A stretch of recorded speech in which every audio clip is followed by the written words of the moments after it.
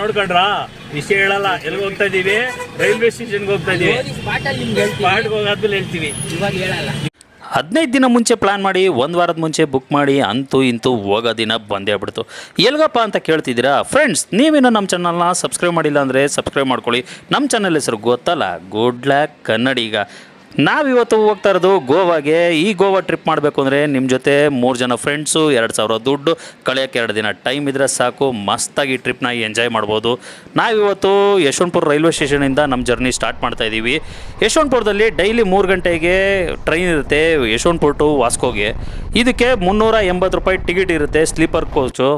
ನೀವು ಬರ್ತಾನೆ ಊಟ ತೊಗೊಂಬಂಬಿಡಿ. ಯಾಕಂದರೆ ನೀವು ಟ್ರೈನಲ್ಲಿ ತೊಗೊತೀರ ಅಂದರೆ ನೀವು ಕೊಡೋ ದುಡ್ಡಿಗೆ ಹೊಟ್ಟೆನೂ ತುಂಬಲ್ಲ, ರುಚಿನೂ ಇರಲ್ಲ. ಅದಕ್ಕೋಸ್ಕರ ನಾವು ಬರ್ತಾನೆ ತೊಗೊಂಡು ಬಂದ್ಬಿಟ್ವಿ. ಏನೇನು ಕೊಟ್ಟಿದ್ದಾರೆ ಸರ್? ಒಂದು ಮೊಟ್ಟೆ, ಪುಸ್ತಕ, ಆಮೇಲೆ ಮೊಸರು ಬಜ್ಜಿ ಕೊಟ್ಟಿದ್ದಾರೆ. ಪರವಾಗಿಲ್ಲ. ಟ್ರೈನ್ ಕೊಡ್ಬೋದಾ? ಎಷ್ಟು ಕೊಟ್ರಿ? 80 ರೂಪಾಯಿ. ಸುಳ್ಳಲ್ಲ ಹೇಳ್ಬೇಡ್ರಿ, ಅದು ಹೆಂಗೆ ಹೇಳ್ತೀವಿ? 50 ರೂಪಾಯಿ. 10 ರೂಪಾಯಿ ಕಮ್ಮಿ ಹೇಳ್ತಿಲ್ಲ, 60 ರೂಪಾಯಿ. 60 ರೂಪಾಯಿ ಕೊಟ್ಟಿದ್ದೀವಿ. ಪರವಾಗಿಲ್ಲ, ಟೇಸ್ಟ್ ಚೆನ್ನಾಗಿದೆ, ತಿನ್ಬೋದು. ನೈಟ್ಗೆ ಇನ್ನೊಂದು ಪಟ್ಟ ತಗೊಂಡಿದ್ದೀವಿ. ಚೆನ್ನಾಗಿದೆ. ಬಂದ್ಬಿಟ್ರಪ್ಪ, ಲೈನಿಗೆ ಬಂದ್ಬಿಟ್ರು, ಟ್ರ್ಯಾಕಿಗೆ ಬಂದ್ಬಿಡ್ತು ಟ್ರೈನು. ಅವಾಗಲೇ ಓಡೋಗ್ತಾ ಇತ್ತು, ಗದ್ದೆಲ್ಲ. ಇವಾಗ ಒಂಚೂರು ಟ್ರ್ಯಾಕಿಗೆ ಬಂದಿದೆ. ಚೆನ್ನಾಗಿದೆ. 5 ಗಂಟೆಗೆ ಬರಬೇಕಾಗಿರೋ ಟ್ರೈನು 6:15 ಬಂತು. ಆದ್ರೂ ಏನೋ ಒಂಥರ ಖುಷಿ, ಬಿಡಪ್ಪ ಗೋವಾಗೆ ಬಂದು ತಲುಪಿದ್ವಿ ಅಂತ. ಈಚೆ ಬರ್ತಿದ್ದಂಗೆ ನೋಡಿದ್ರೆ ಮಳೆ ವಾತಾವರಣ ಇತ್ತು. ಏನಪ್ಪ ಇದು ಮಳೆ ಅಂತ ನಮಗೂ ಒಂದು ಸ್ವಲ್ಪ ಭಯ ಆಯಿತು. ಗೋವಾಗೆ ಬಂದಾದಮೇಲೆ ಮಳೆ ಆದ್ರೇನು ಬಿಸಿಲಾದ್ರೇನು. ನಾವಿವಾಗ ಫಸ್ಟ್ ಪ್ಲ್ಯಾನ್ ಮಾಡ್ಕೊಂಡ್ವಿ ಬೀಚ್ಗೆ ಹೋಗೋಣ ಅಂತ. ಕಲ್ಲಂಗುಟ್ ಬೀಚು, ಬಾಗಾ ಬೀಚು 2 ಪಕ್ಕ ಇರೋದ್ರಿಂದ ಅಲ್ಲಿಗೆ ಪ್ಲ್ಯಾನ್ ಮಾಡಿದ್ವಿ. ಇಲ್ಲಿಗೆ ಹೋಗಬೇಕು ಅಂತಂದರೆ ಬಸ್ಸು ಸಿಗುತ್ತೆ, ಇಲ್ಲಿ ಲೋಕಲಲ್ಲಿ ರೆಂಟೆಡ್ ಬೈಕು ಸಿಗುತ್ತೆ. ನಾವು ಅದಕ್ಕೆ ನಮ್ಮ ಬಜೆಟ್ಗೆ ರೆಂಟೆಡ್ ಬೈಕ್ನ ಹುಡ್ಕೊಂಡ್ವಿ. ರೆಂಟ್ ಬೈಕ್ ಬೇಕು ಅಂತಂದರೆ ಇವ್ರನ್ನ ಕಾಂಟ್ಯಾಕ್ಟ್ ಮಾಡಿ, ರೀಸನಬಲ್ ರೇಟಲ್ಲೇ ಕೊಡ್ತಾರೆ. ನಾನು ಇವ್ರನ್ನ ನಂಬರ್ ಬಂದ್ಬಿಟ್ಟು ಡಿಸ್ಕ್ರಿಪ್ಷನಲ್ಲಿ ಲಿಂಕ್ ಹಾಕಿರ್ತೀನಿ, ನೋಡ್ಕೊಳ್ಳಿ. ಗಾಡಿ ಮಾತ್ರ ಸಖತ್ತಾಗಿದೆ, ಎಲ್ಲ ಹೊಸ ಗಾಡಿನೇ ಮೇಂಟೈನ್ ಮಾಡ್ಕೊಂಡಿದ್ದಾರೆ ಇವರು. ಗಾಡಿ ಮಾತ್ರ ಏನು ಹಳೆ ಗಾಡಿ ಅಲ್ಲಿ ಇಲ್ಲಿ ಕೈ ಕೊಡೋ ಥರ ಎಲ್ಲ ಏನಿಲ್ಲ. ಯಾಕಂದರೆ ಹೋದ ಸರಿ ಬಂದಾಗ ನಾನು ಯೂಸ್ ಮಾಡಿದ್ದೆ, ಸರ್ವಿಸ್ ಮಾತ್ರ ಸಖತ್ತಾಗಿದೆ. ಪಂಚರ್ ಆದರೆ ಕಾಮನಾಗಿ ನೀವೇ ಮಾಡಿಸ್ಕೋಬೇಕು. ಇನ್ನು ಮಿಕ್ಕಿದೆಲ್ಲ ಏನೇ ಪ್ರಾಬ್ಲಮ್ ಇದ್ರೆ ಅವ್ರು ನೋಡಿದ್ರೆ ಆಲ್ಮೋಸ್ಟ್ ಪ್ರಾಬ್ಲಮ್ ಬರ್ದಿಲ್ದಂಗೆ ಇದೆ ಗಾಡಿಗಳೆಲ್ಲ. ನಮ್ಮ ಹುಡುಗ ಆಗಲೇ ರೆಡಿ ಆಗ್ಬಿಟ್ಟ.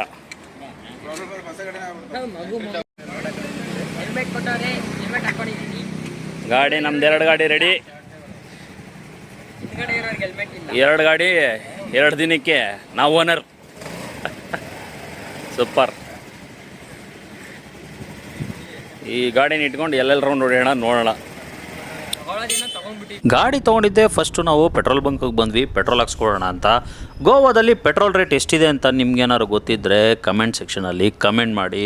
ಗೋವಾದಲ್ಲಿ ಇವಾಗ ಅಟ್ ಪ್ರೆಸೆಂಟು 96 ರೂಪಾಯಿ 20 ಪೈಸೆ ಇದೆ. ನಮ್ಮ ಬೆಂಗಳೂರಿಗಿಂತ 5 ರೂಪಾಯಿ ಕಮ್ಮಿ ರೇಟ್ ಇದೆ. ನಾವು ಒಂದು ಗಾಡಿಗೆ 200 ರೂಪಾಯಿ ಅಂತ ಪೆಟ್ರೋಲ್ ಹಾಕ್ಸ್ಕೊಂಡು ನಮ್ಮ ಜರ್ನಿನ ಸ್ಟಾರ್ಟ್ ಮಾಡ್ತಾಯಿದ್ದೀವಿ. ಯಾಕಂದರೆ 41 ಕಿಲೋಮೀಟ್ರ್ ಇದೆ ನಾವು ಹೋಗೋ ಜಾಗ.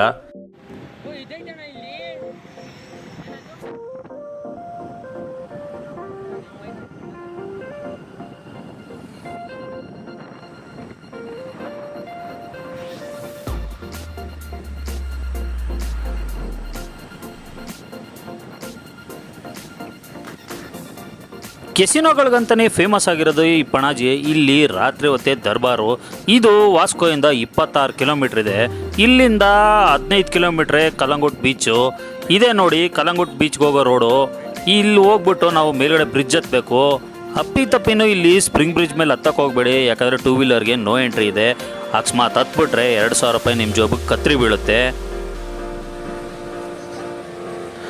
ಕಲ್ಲಂಗುಟ್ ಬೀಚ್ ಎಂಟ್ರಿ ಆಗ್ತಿದ್ದಂಗೆ ಈ ಥರ ಸ್ಟ್ಯಾಚು ನೋಡೋದಕ್ಕೆ ಸಿಗುತ್ತೆ. ಅದ್ರ ಪಕ್ಕದಲ್ಲೇ ನಮಗೆ ಎಂಟ್ರಿ ಬೀಚ್ ಒಳಗೆ.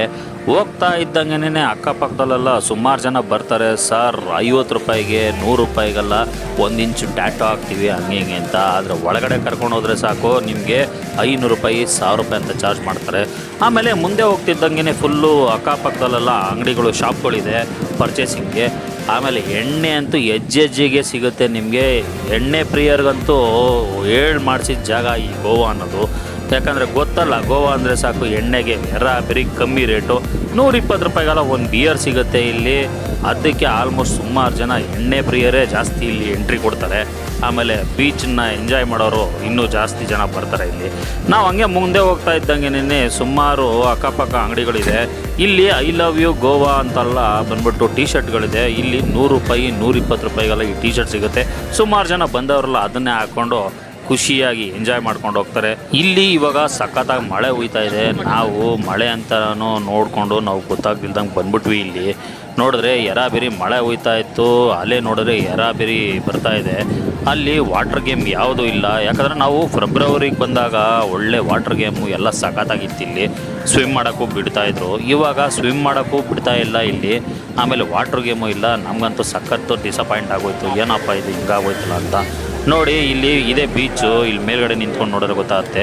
ಕೆಳಗಡೆ ಇಳ್ಕೊಂಡು ಹೋಗ್ಬೇಕು ನೀವು.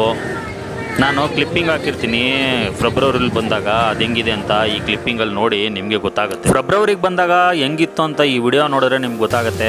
ನೋಡಿ ಈ ಥರ ಎಲ್ಲ ಬೋಟೆಲ್ಲ ಇರುತ್ತೆ, ವಾಟ್ರ್ ಗೇಮ್ಗಳೆಲ್ಲ ಇರುತ್ತೆ. ಇಲ್ಲಿ ಸ್ಪೀಡ್ ಬೋಟು, ಆಮೇಲಿಂದ ಬನಾನಾ ರೈಡು, ಪ್ಯಾರಾಚೂಟು ಈ ಥರ ಎಲ್ಲ ಇರುತ್ತೆ. ಈ ಥರ ಬೋಟ್ ಬಂದ್ಬಿಟ್ಟು ಈ 2 ಕಿಲೋಮೀಟ್ರ್ ಒಳಗಡೆ ಕರ್ಕೊಂಡು ಹೋಗ್ಬಿಟ್ಟು ಒಂದು ಸುತ್ತೋಡಿಸ್ಕೊಂಬರ್ತಾರೆ. 200 ರೂಪಾಯಿ ಚಾರ್ಜ್ ಮಾಡ್ತಾರೆ. 200 ರೂಪಾಯಿ 500 ರೂಪಾಯಿ 1000 ರೂಪಾಯಿವರೆಗೂ ಇಲ್ಲಿ ವಾಟ್ರ್ ಗೇಮ್ಗಳಿರುತ್ತೆ. ಎಂಜಾಯ್ ಮಾಡ್ಬೋದು. ಮಾತ್ರ ಒಳ್ಳೆ ಖುಷಿ ಇರುತ್ತೆ, ಸಖತ್ತಾಗಿರುತ್ತೆ. ಇಲ್ಲಿ ಸೀಸನ್ ಅಂತ ಬಂದ್ಬಿಟ್ಟು ಮಾರ್ಚಲ್ಲಿ ಒಳ್ಳೆ ಸೀಸನು, ಒಳ್ಳೆ ಕ್ರೌಡ್ ಇರುತ್ತೆ. ಸಖತ್ತಾಗಿ ಎಂಜಾಯ್ ಮಾಡ್ಬೋದು ಆ ಟೈಮಲ್ಲಿ ಬಂದರೆ. ಈ ಟೈಮಲ್ಲಿ ಮಳೆ ಟೈಮಲ್ಲೆಲ್ಲ ಬಂದಾಗ ಸಖತ್ತಾಗಿ ಬೇಜಾರಾಗ್ಬಿಡುತ್ತೆ.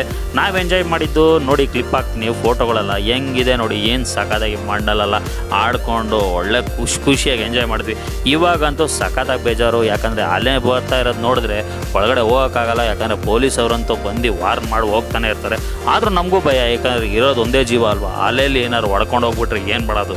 ಅದಕ್ಕೋಸ್ಕರ ನಾವು ಆಟ ಆಡೋಕ್ಕೂ ಇಲ್ಲ, ನೀರಲ್ಲಿ ಇಳಿಲೂ ಇಲ್ಲ. ನಮಗಂತೂ ಸಖತ್ತಾಗಿ ಭಯ ಆಗೋಯ್ತು. ಮಕ್ಕಳ ಜೊತೆ ಬಂದರೆ ಈ ಥರ ಎಂಜಾಯ್ ಮಾಡ್ಬೋದು. ಫ್ಯಾಮಿಲಿ ಎಲ್ಲ ಇದ್ದರೆ ಸಖತ್ತಾಗಿ ಅದನ್ನು ನೋಡೋಕ್ಕೆ ಒಂಥರ ಖುಷಿ ಆಗುತ್ತೆ.